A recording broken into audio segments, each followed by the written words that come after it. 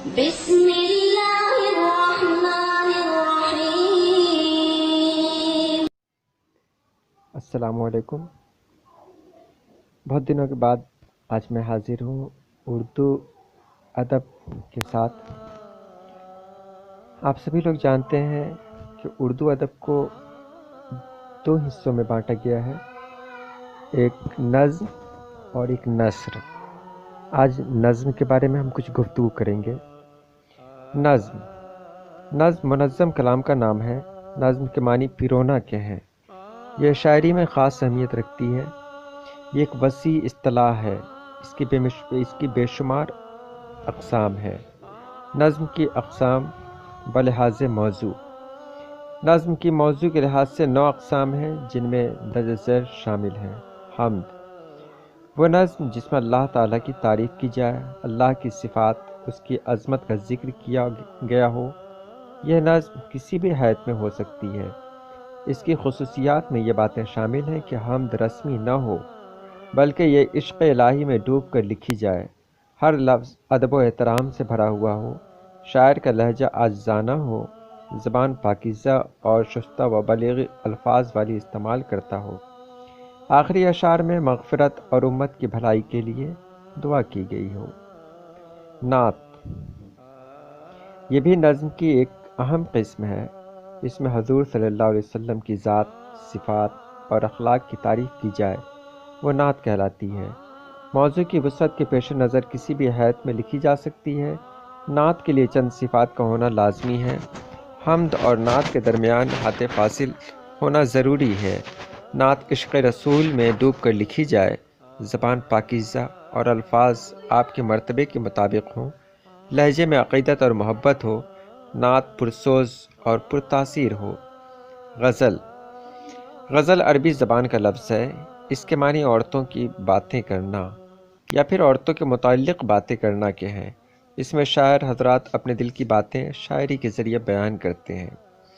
قصیدہ، یہ عربی کے لفظ قصد سے ہے۔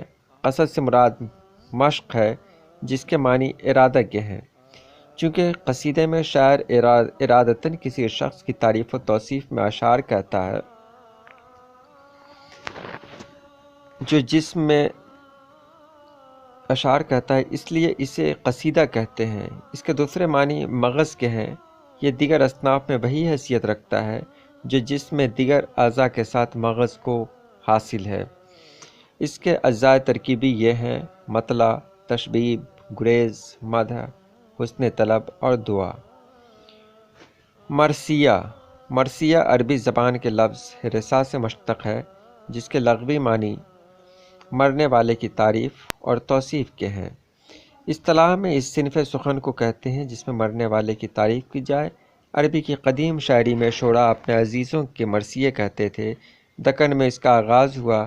اس کے اجزاء ترکیبی یہ ہیں: چہرہ، سراپا، رخصت، آمد، رجز، جنگ، شہادت، بین، دعا وغیرہ۔ شہر آشوب، اس کے معنی شہر میں فتنہ و ہنگامہ یا شہر میں فتنہ برپا کرنے والے کے ہیں۔ اصطلاح میں وہ نظم جس میں شہر کے اور شہر کے لوگوں کے حالات کا ذکر ہو۔ اس کے لیے کوئی خاص حیت مقرر نہیں، ہر حیت میں شہر آشوب لکھے جا سکتے ہیں۔ واسوخت، یہ وہ نظم ہے جس میں بیزاری، روگردانی اور تنفر کا اظہار کیا جاتا ہے۔ واسوخت مسدس یا مسمن کے حیت میں عام طور پر لکھی جاتی ہے، لیکن کبھی کبھار کوئی اور صنف بھی استعمال کی جاتی ہے۔ پیروڈی، یہ لفظ پیروڈیا سے بنا ہے، جس کے لغوی معنی تحریف کے ہیں۔ اصطلاح میں وہ صنف ظرافت ہے جس میں کسی نظم یا نثر کی نقل اتاری گئی ہو، خیالات کو بدل دیا گیا ہو، جس سے مزاحیہ تاثرات پیدا ہو گئے ہوں۔ بعض اوقات حرف اور حرکت کی تبدیلی سے بھی پیروڈی ہو جاتی ہے۔ گیت ہندی سے آیا ہے۔ یہ گانے کی چیز ہے اور موسیقی سے اس کا گہرا تعلق ہے۔ اس میں سر تال کو اہمیت دی جاتی ہے۔ اس میں اظہار محبت گا کر کیا جاتا ہے۔ اس کا لہجہ دھیما اور نسائی ہوتا ہے۔ اس کی کوئی خاص حیت مقرر نہیں۔ ہجو، وہ نظم جس میں کسی کی مذمت کی جائے، اس کے لیے کوئی نہیں شکل، رباعی، قطع، قصیدہ، مثنوی مخمس، مسدس استعمال کی جاتی ہے۔ نظم کی اقسام بلحاظ حیت۔ اردو نظم کو حیت کے حوالے سے بہت سے شعراء نے پرکھا ہے۔ حیت کے لحاظ سے اس کی بہت سی اقسام ہیں جو کہ درج ذیل ہیں۔ مثنوی کا لفظ مثنیٰ سے بنا ہے جس کے معنی دو کے ہیں۔ اصطلاح میں یہ ایک ایسی نظم ہے جس کے ہر شعر کے دونوں مصرے ہم قافیہ ہوں اور ہر شعر کے بعد قافیہ بدل جائے۔ یہ صنف طویل کہانیوں پر مبنی ہوتی ہے۔ اس کو داستان کی شعری صورت کہا جائے تو غلط نہ ہوگا۔ اس میں ہر طرح کا موضوع بیان کرنے کی صلاحیت ہوتی ہے۔